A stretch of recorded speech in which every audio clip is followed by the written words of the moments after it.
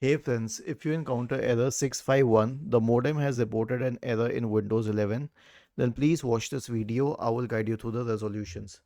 The first solution is to power cycle the modem, router and the computer. Okay, so how would you do that? First of all, switch off the modem, router and computer, all the three devices.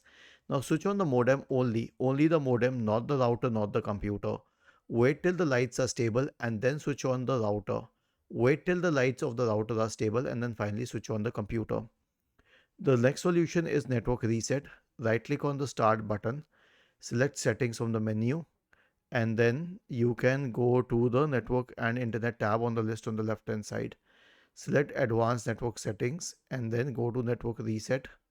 Click on reset now and click on yes. And lastly, you can update the network adapter. So search for device manager in the Windows search bar, open the device manager, expand the list for network adapters, uh, right click on the first one and update the drivers. Right click on the second one and update the drivers.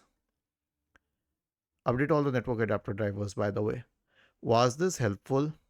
If yes, then please subscribe to the channel. If not, then let us know in the comment section of the video on how we could help you further. Thank you for watching this video and have a nice day.